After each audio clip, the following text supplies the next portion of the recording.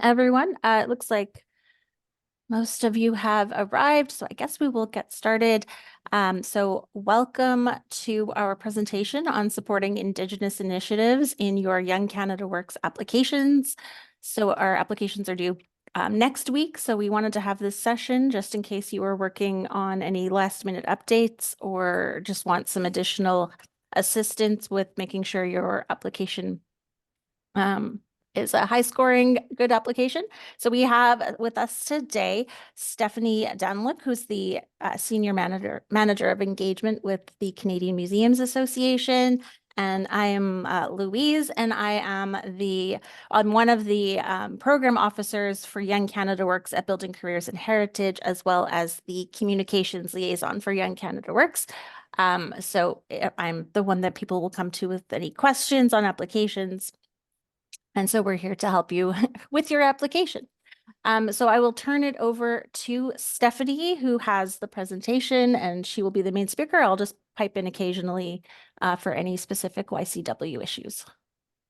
Pipe in as much as needed, Louise. Happy to hear from you. Okay, hi everyone. Thanks for making time for this today. I'm assuming everyone's January is off to a busy start, so it's appreciate you being here. We will have time at the end for questions, or you can put something in the Q&A. Someone will be watching that, and it looks like the chat, maybe is the chat enabled or is not? Anyway, so unfortunately chat isn't enabled. I'm so sorry. No, thank you. I saw it on here and I thought maybe we had figured that out. Put any questions in the Q&A and we can answer them as they come up, or save them to the end if you like. And happy to, field any specific questions that you might have about your application. Be as specific as possible if you would like to hear from us on some feedback. So I want to acknowledge, of course, that the CMA's secretariat is located on the unceded, unsurrendered territory of the Algonquin Anishinaabe peoples. But of course, as a national organization, our work takes place from coast to coast to coast. And we benefit from the Indigenous knowledge of the Indigenous peoples in what's currently Canada. And we are, of course, all working on the territories of the Indigenous peoples in what is currently known as Canada. And at the CMA, we really are striving to acknowledge the colonial legacy of museums and committing to recognizing and promoting Indigenous peoples' self-determination over their lands and culture and heritage through history and today.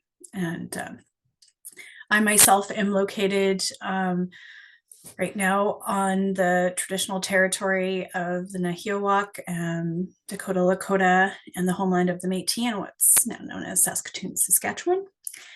And it's cold and snowy here. So what you'll hear from us today is a very brief overview of what's going on at the CMA, the reconciliation program that led to the release of the Move to Action report, and how the Move to Action report is informing the work of YCW currently, and application review processes and assessments. And then we will dig into the application itself and some specific considerations as you are drafting that application, and point you to some supporting resources, hear your questions, and then send you on your way. All right, over to you, Louise. Sorry. Hello, sorry about that. So for the applications for Young Canada Works, there are certain government priorities because it is a federally funded program. So take note that the application process takes into account certain priorities, such as Indigenous employers. So if they have an eligible project that would qualify as Indigenous, a project aimed at Indigenous participants specifically. This can be for an Indigenous or a non-Indigenous organization. A project that focuses on Indigenous cultural heritage, again, as an Indigenous or non-Indigenous cultural employer, and also hiring youth that are part of equity deserving groups. So typically what happens in our applications is, in the past, there has been when we're screening, we will tick a box that says Indigenous and you get a point. However, as we'll go into in the presentation, what we would like is to see throughout your application that you have given consideration, and it's not just in the title, but we want to make sure that it's no longer just going, okay, they say Indigenous, so tick box, done. So this is what Stephanie will lead you through all of the aspects of our application process to show you how you can make sure that you're communicating it fully to us. And I'll hand it back to you now. Awesome, thank you.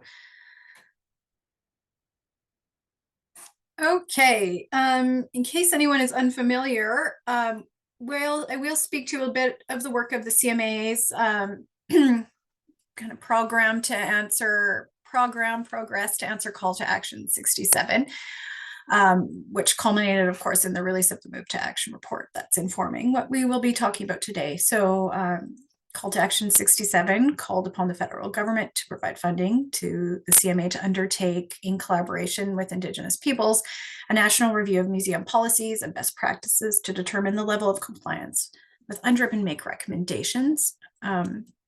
So we set out with a group of advisors who we term the Reconciliation Council to conduct this work, this research, and this engagement. And this is the group who was responsible for producing and advising and providing the guidance and leadership of the Move to Action report. We always want to acknowledge and thank them for their work here in that. And so in compiling the report that led to the recommendations and new standards for museums seeking to implement UNDRIP, we conducted a series of listening circles and roundtables from coast to coast to coast. We had some one-on-one interviews with experts in the sector. We looked to museums for written submissions on what they're doing, where their policy currently stands, what other initiatives they're taking to support TRC and UNDRIP. We had a national survey conducted back in 2017, and then conducted some follow-up key performance indicator research as well. So all of this informed what became the Move to Action report that really seeks to establish a new national baseline for museums. So the old standards were really formulated in 1992. So, 30 years ago, more than 30 years ago now.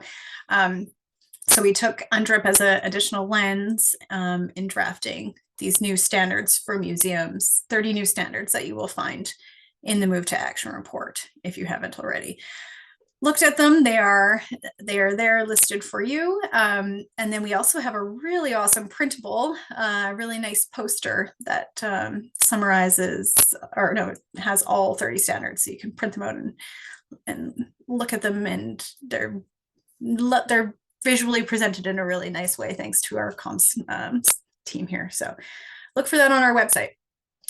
So these standards for museums are what underpin the new kind of assessment and considerations for the YCW applications that are meant for Indigenous initiatives. In case you haven't already looked at the report, there are 4 sections to it. There's repatriation and collections, engagement and partnership, governance, and operations. And much of what I'm speaking to today can be found in this report. So please do visit that. If you haven't, it's on our website. So I think some of the things that we've been finding over the time since the release of the report, and a little bit before, when looking through YCW applications, is that there's a lot of focus on engagement and when it comes to these initiatives and projects, but in addition, considerations need to be put to additional areas like operations and governance and long-term planning, which is what a lot of the focus of today's presentation will be on. there are a few standards that really tie to this within the Move to Action report. I'll highlight a few here. One is the need to develop hiring policies and practices that take Indigenous knowledge, experience, scholarship, and community relationships into account, particularly in the areas of recruitment, as well as evaluation and compensation, if you're looking to decolonize museum operations.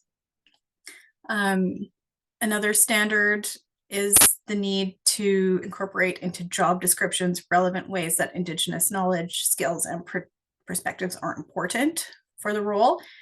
And then, of course, applying a lens of UNDRIP to all your policies and operational practices as much as possible.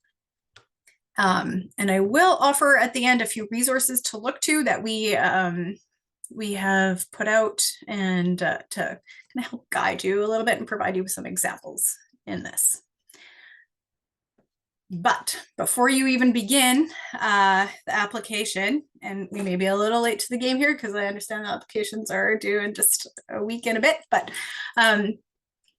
there are some strong suggestions of things that to consider before you even enter into drafting the application. And these are considerations for, decolonizing the hiring and employment practices, similar to the standards that I just spoke to or just highlighted.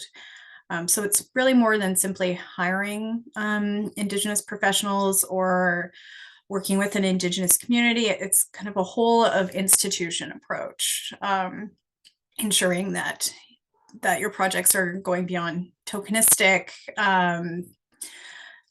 Yes, just reaching beyond tokenism, which will require often some institutional and personal learning and reflection, and ensuring as well, and I'll mention this many times, that your projects are part of a longer term strategy for supporting Indigenous self-determination and decolonization. So the first step, and what we've heard when speaking to a lot of Indigenous professionals in the sector, is that you really do need to critically assess your expectations of Indigenous professionals or Indigenous community elders, whomever you're looking to engage with or enter into partnerships or relationships for your projects. And the assessment begins with the institution. So thinking through what systemic barriers might exist in your institution that might inhibit Indigenous museum professionals from fully having control or ownership over their work, things that might inhibit folks from acting in a community responsible manner is one example. So if you're asking an Indigenous intern to come in with pre-existing relationships, is there anything that you are doing in your museum, any kind of type of policy approach that might negatively affect those relationships, and who can you look to find that out? So first place is thinking through implicit bias, and sorry, now I'm losing my train of thought.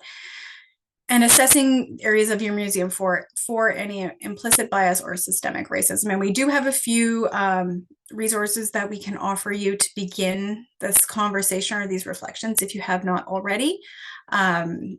And those can be found in our governance toolkit, which is really meant to walk leadership through an assessment, an institutional assessment to evaluate for readiness for implementation of UNDRIP in the institution, as well as the engagement toolkit, which is also meant to be like a self-guided exercise to establish a long-term strategy to ensure readiness before you're even asking folks to engage with you in the museum.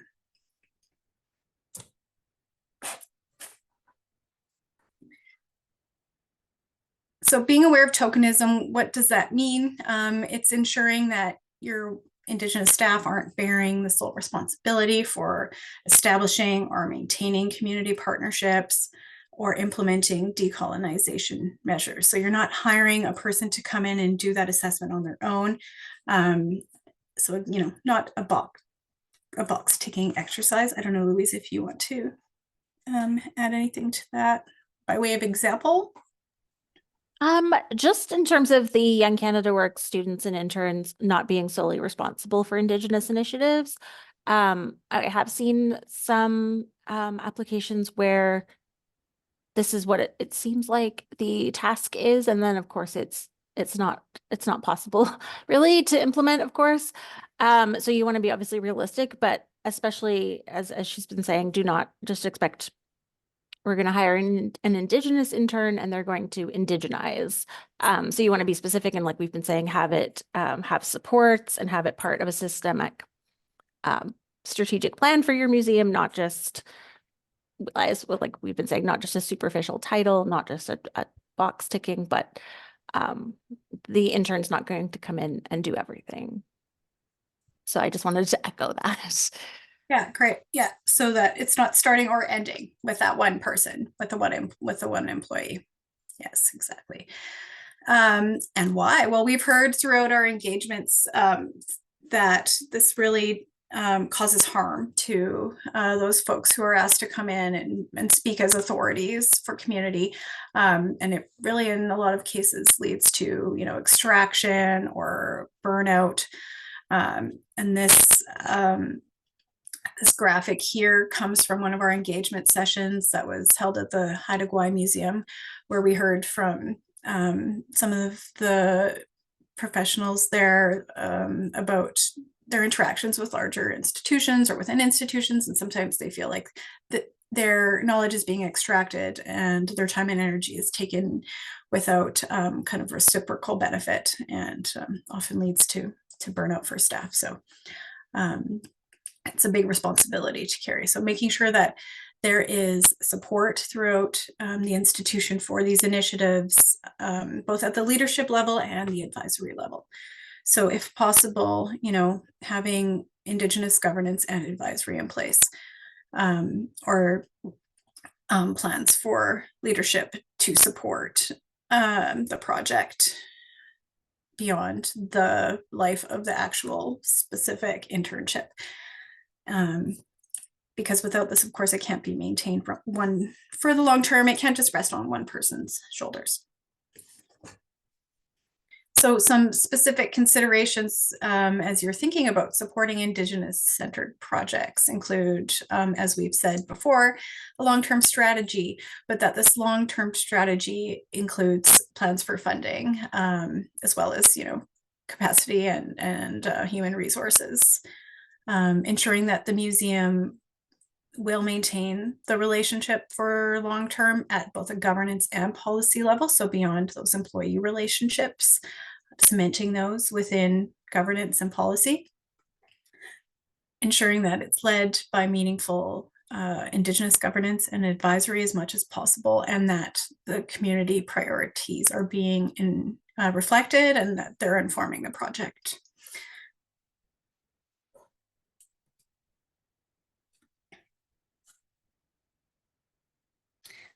So I highlighted, I think, our governance toolkit as well as the engagement toolkit. And now I'm going to put a plug in for our small museums toolkit and the Becoming Better Employers toolkit, because a lot of the more human resource operational suggestions, you will find resources and guidance within those too. And we have a list of them at the very end of the webinar. So encourage you to take a look at those. Now we're going to speak specifically to the YCW Indigenous Projects application and walk you through kind of each of the areas and the lens that reviewers will be bringing to these specific areas. So as you're thinking of the project and the objectives, linking those to potentially a strategic plan or related policy. I think we've seen some really good examples where museums have, for example, a reconciliation policy, where they reference UNDRIP in their strategic plan, or even reference to the move to action standards as informing the project and informing the objectives of the project. And of course, as much as possible, linking those objectives to community priorities, and, you know, pointing to any existing relationships that you might have with community. In the measurable outcomes section, if you're indicating that the outcomes are related to decolonization, we're looking to see that the intern isn't solely responsible for decolonization activities. So said this already, but indicate as best as you can how the Indigenous initiatives will be supported within your institution, short and long term. So I think we've seen applications that list the community need, and then how that need will be filled or addressed by the project. So that's one example of kind of a way you can scope that out in the application.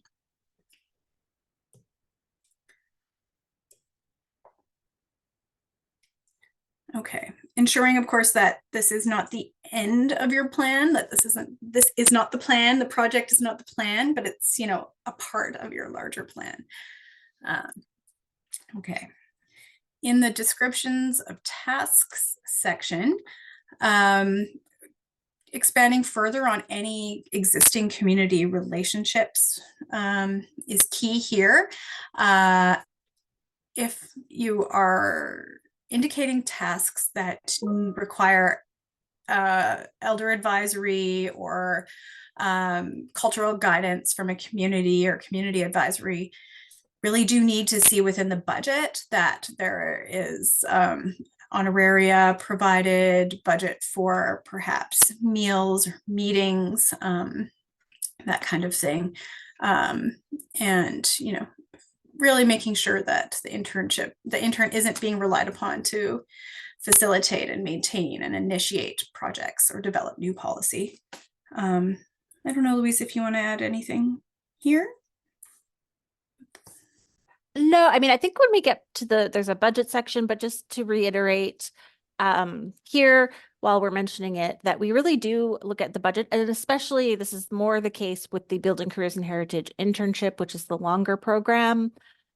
We do look at the budget to see that you have actually put thought into the resources that you will be putting in, and this is one of those prime examples. So in having a budget for an honorarium or honoraria for those in the community that are contributing is key. We want to see that you have put thought into the whole process and that you're actually following through on the implementation so that it will be accomplished. It gives more evidence that you've thought the whole thing through. So just to jump in there.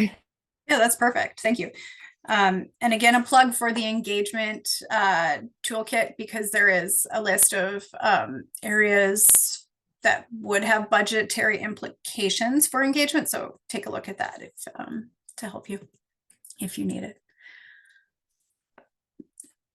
So if you are seeking an Indigenous candidate, just making sure that you're not asking that candidate to provide knowledge to speak on behalf of a community or a nation without any advisory or support from, you know, knowledge keepers or a broader community as much as possible.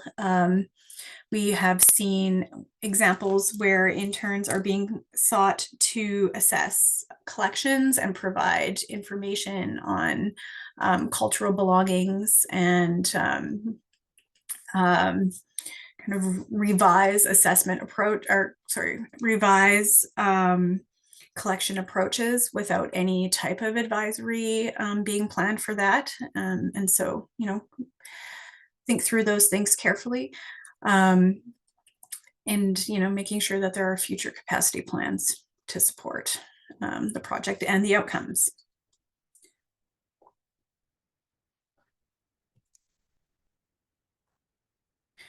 In the work plan section, reviewers will be looking to ensure that the timelines for the activities are as much as possible community directed or developed in consultation with Indigenous partners, or that they at least have some flexibility with those timelines within the work plan.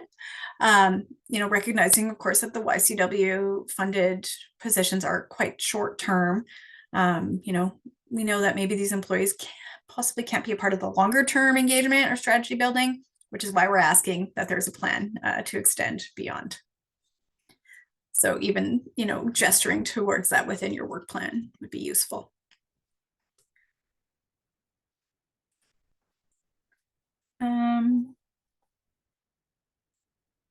The other thing I will mention on the work plan side of things that I'm seeing in my notes here that I skipped over is that,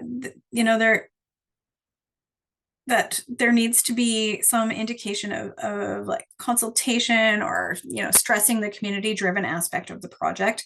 And that you're not just kind of helicoptering in mid project or for approval of a project, that it's really a start to finish project. We've seen some potentially harmful proposals where it's been suggested that the community comment on the history of residential schools or the history of law enforcement without actually first having those discussions or having that identified by the community as a need. So, that really has the potential to create further harm or dredge up trauma within the community. And so this is why we're asking that, we see that the community is informing the work plan and those timelines and the content of the project.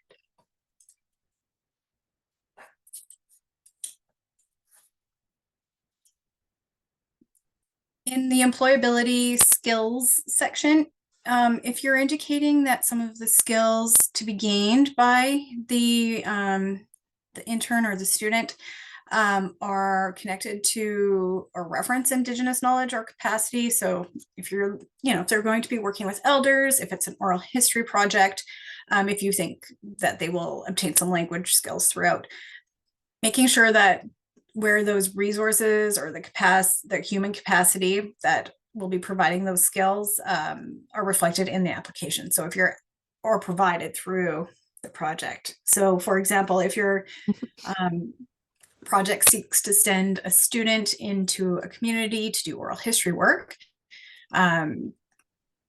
ensuring that you're providing training first for that student. If they will be strengthening language skills, who in the community will be assisting in that, making sure that that's indicated. Yeah. Anything and again, sorry, I just wanted to bring in again the budget that the budget really reflects the entirety of the application. So this is a good opportunity for the BCH one again, for you to indicate that you have actually given thought to the resources that you will be providing. So especially language training or any kind of training, it doesn't have to be a financial, the budget includes in-kind contributions. So it just shows, we just want to see that you've given thought so that this is a practical way that you can show us that you have thought through what the intern or student will be needing in order to accomplish what you've asked of them. So and gaining skills is a very important part of the Young Canada Works program. So I think this is a good spot to very much emphasize the skills and how you will be helping the intern or student to gain those skills. Perfect. Thank you. All right.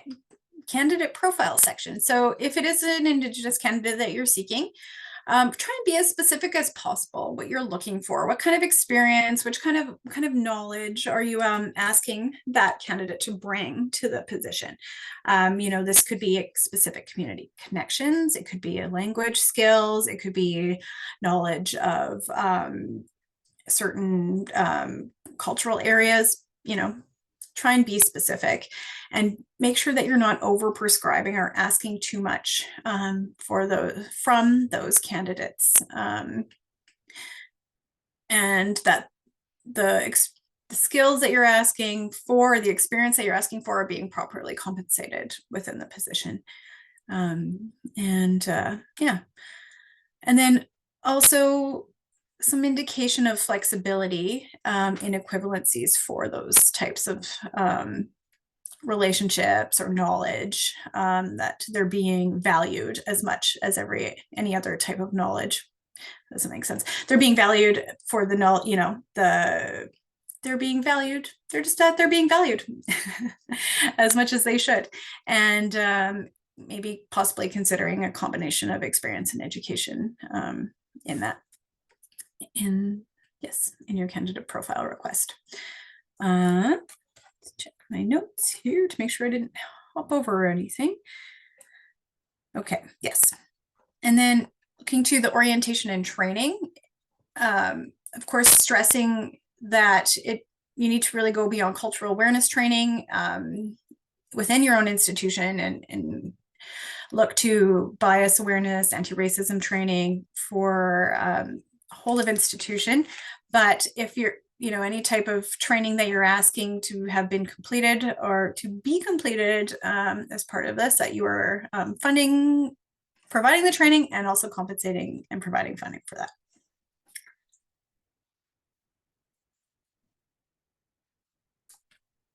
Maybe a bit of repetition here, but if in the supervision area, making sure that there are adequate supports at the leadership level, and that the supervisor for the position is bringing the proper amount of cultural sensitivity, understanding, cultural safety, understanding of protocols, anti-racism, and bias training to avoid any of this being placed on the intern. So, what are your processes, your human resources processes outside of the direct supervisor in the case that, the intern has concerns about, tokenism, racism, and structural barriers that may impact their role. I did have one thing to add on this one. So we have recently changed our processes for, we monitor some applications or projects in the middle of them ideally. And we have added to this a question on whether or not there is a process in place for an intern or student to, if they do have an issue with their supervisor or with anyone on staff, if there is a process in place that they can follow to resolve this issue. So we just wanted to make that clear because that it is an important aspect of it that everyone is treated with respect and has a way to resolve issues, no matter what those issues are. Yeah, that's great. So this isn't just a suggestion. This is, implementation assessment for this part of the project. So thanks, Louise. Okay, in the case that you have a supervisor identified for the intern within your own institution that may not have all the skill set, may not have the understanding of cultural protocol, for example, are you filling those gaps with someone with that lived experience, maybe a mentor, maybe a cultural advisor to support, the emerging Indigenous museum professional? And if you are hiring an Indigenous candidate for their cultural competencies, for their community relationships, really thinking through how they will be supported in the workplace, because they may have what's the word I'm looking for? They may have cultural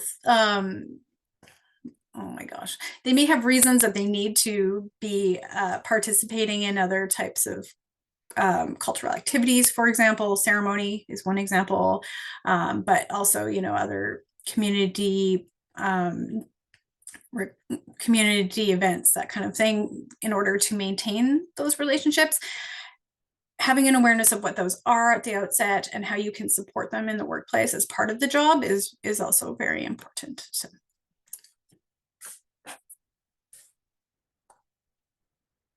All right, moving on to the job poster. If you have an equity statement as part of your job description, which you probably should, does it reference supporting Indigenous applicants? Or is it just, and we've seen lots that are very vague or very umbrella. And so if you're looking to support an Indigenous candidate, if you're looking to have an Indigenous project, making sure that you're as specific as possible in that equity statement. And we do have some examples in the Becoming Better Employers toolkit that you can look to. And I think maybe some at the end of this webinar, but maybe not, we'll see. Okay, yeah, so going beyond simply adding the word Indigenous in the job title, but really reflecting that throughout the job poster and your application too. Post-project, if you have plans to provide networking assistance or assist in a job search, making sure that your intern or that you're suggesting places where the intern will be properly supported, suggesting institutions, organizations that have demonstrated support for Indigenous self-determination, demonstrated an alignment with UNDRIP, or culturally safe places for the intern post project. And looking for Indigenous specific networking activities. And now another plug for CMA. We will be having Indigenous Museum Professionals networking sessions starting up very shortly. So that's something you can look to and suggest for your intern to, or the student to participate in. So keep an eye out for those.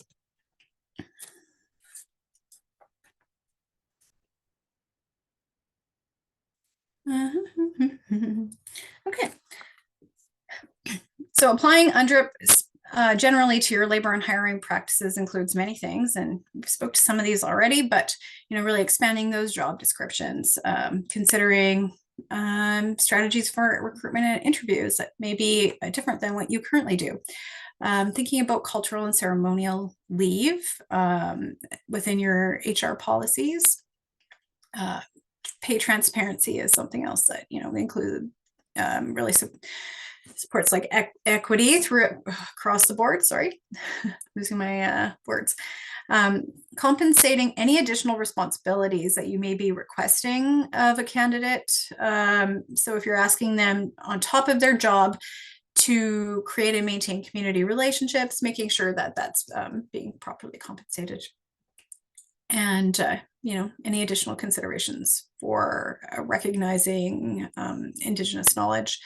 And yeah, I have an additional considerations for hiring practices, which again in the Becoming Better Employers toolkit, you will find more examples and suggestions and resources here.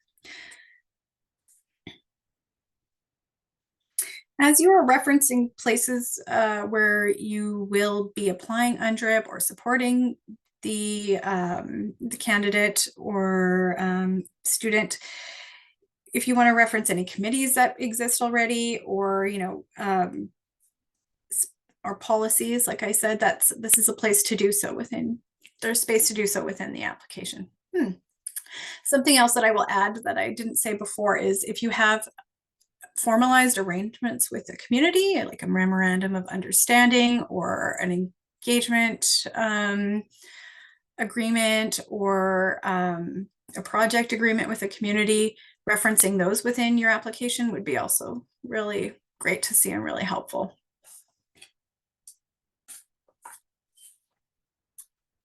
Okay, specific for job descriptions. If you are looking to attract Indigenous candidates, weaving the language throughout the job description to reflect those expanded equivalencies is really key. And again, examples in the Becoming Better Employers toolkit.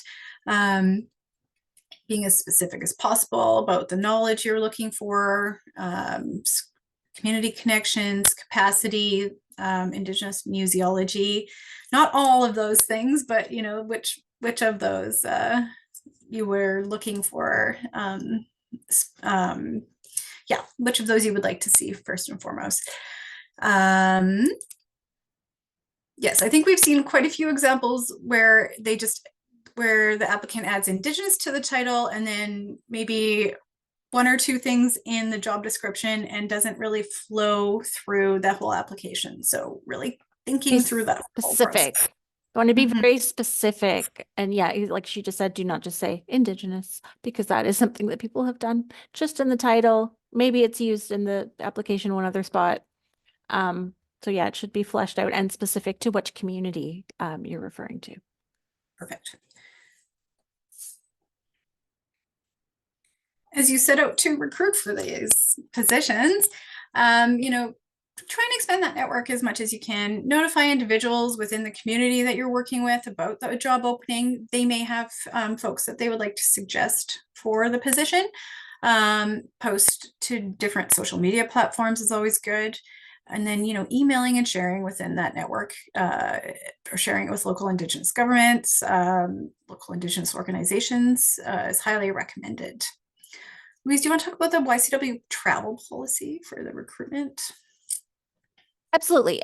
So you can look outside of your own community. So the travel policy is a reimbursement of any intern or student that travels more than 125 kilometers to get to their job. So if you are in a remote area, and someone would need to, rent a car, that covers that. So you're able to expand your reach beyond your own community, which is again really crucial to recruitment because a lot of people don't find the person they're looking for, and being able to hire someone who needs to travel, because a lot of people are like, oh, there was no one in our community, so we couldn't find anyone.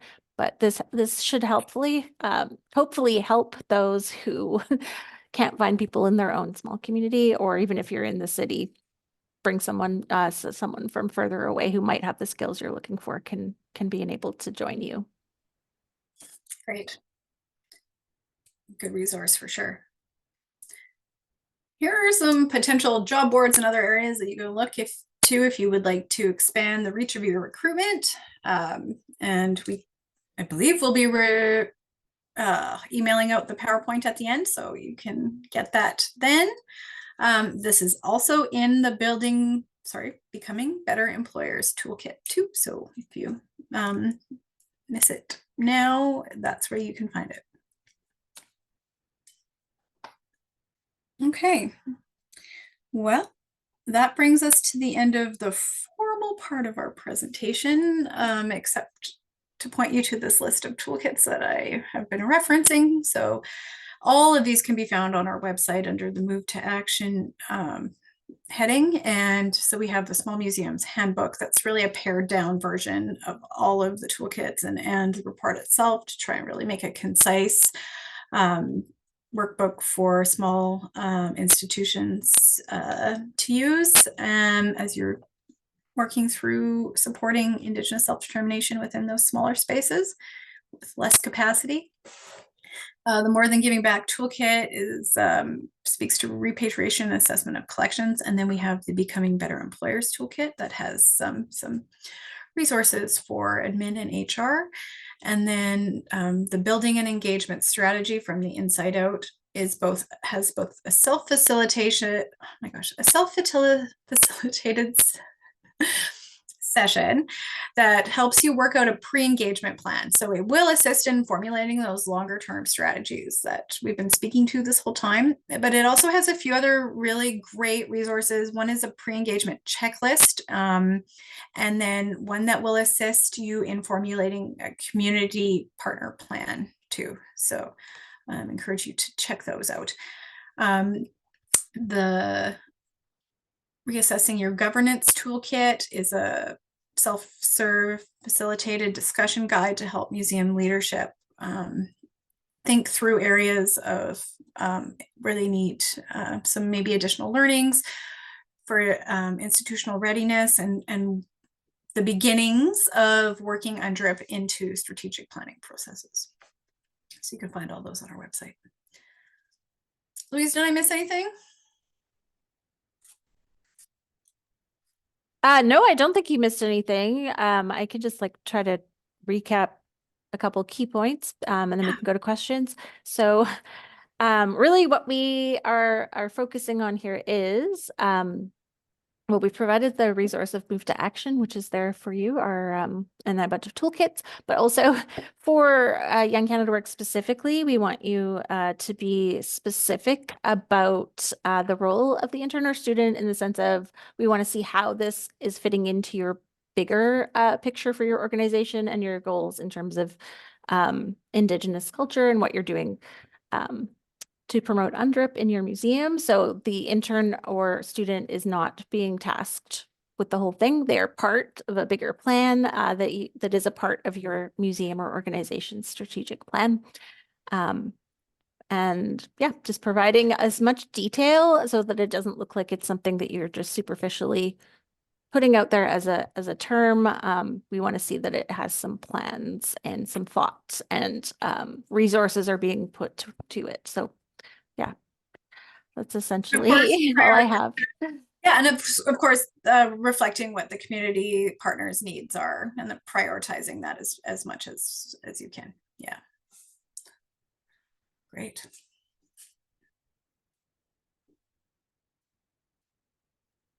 Any questions? I'm going to stop sharing now.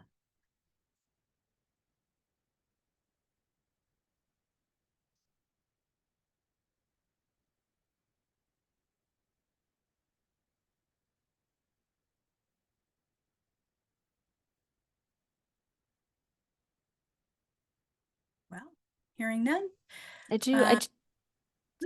Oh, I was just gonna say any question. I love having questions. There's no bad question. Also, if you have any questions about Young Canada Work specifically, feel free to email me at ycw@museums.ca. And I'm available to take questions via email if you like, at reconciliation@museums.ca. I guess. Seeing no questions, last call. I'll give it like 10 more seconds. No questions so far. Okay. I guess that will end our Oh, I see one hand. Oh. I think we can do allowed to talk. There we go. Is it Cindy? Oh, there is a question. Oh, hand up. Hand up. Is it gone? It's just false alarm. Okay. Well, if any of you do have questions after, please feel free to contact either Stephanie or myself, and I will send out the slides to you this afternoon. Because I will have your emails that you signed up with for the session. So that is it from me. Would you like to add anything, Stephanie? No, just thank you and enjoy the rest of your week and good luck. Thank you to Genevieve for interpreting the language for us. And have a good rest of your day. Thank you and good luck with your applications.